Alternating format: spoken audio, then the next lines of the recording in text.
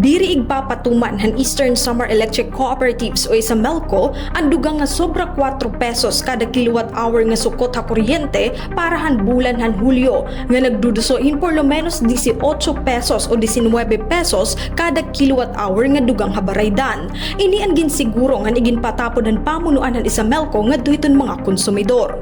Kadaraan na tumbiling ay kita kalalo mga konsumidor.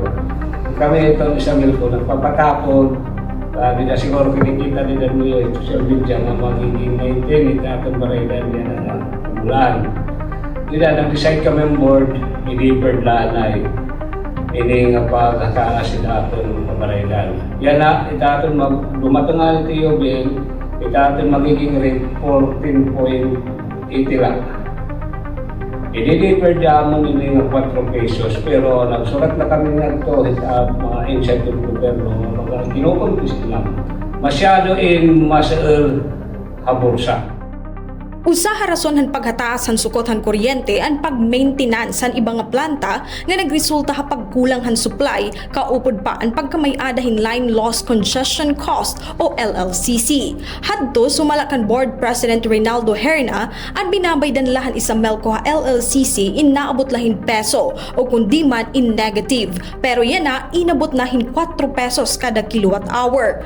Pagklaro ni General Manager Attorney Jose Michael Amancio, iton isa Melco in distributor lahit kuryente, dire hira iton nagsusupply hini. Ngani, iyan lang nga Hulyo 17 tuig 2026, kaupod ang iba pa nga mga electric cooperatives sa bugos nga Rehiyon 8. Ginpirmahan ni General Manager Amancio ngan President Herna ang resolusyon ng Federation of Rural Electric Cooperatives of Region 8 nga nagpapakitahan mahugot nga pagtipa hini ha high generation cost.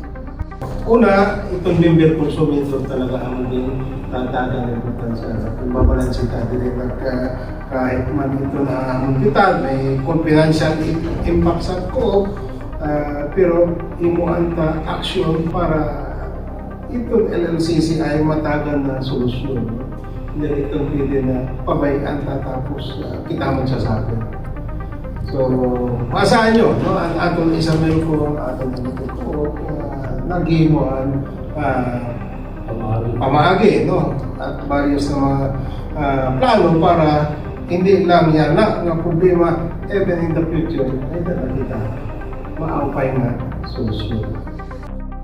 Ginahangyuhan pamunuan ang Department of Energy sugad man ang Energy Regulatory Committee nga imbestigaran ang operasyon han BSEM, mga suruklan ngan pricing methodologies hini. May ada naman resolusyon nga ginpagawasan Federated Member Consumer Owners nga nagkwe-question han pag-imponer han LLCC para han kanan Hulyo nga bill ngan sobra 4 pesos nga pass on charge han Independent Electricity Market Operator Philippines. Nagpapasalamat gihapon ni General Manager Amancio nga nakikiusa iton opisina ni Congressman Shin Gonzales ng Congressman Nonoy Libanan hapanawagan hiton mga konsumidor. Tika nga Syudad Borongan, Heidi Opada, Eastern Samar News Service.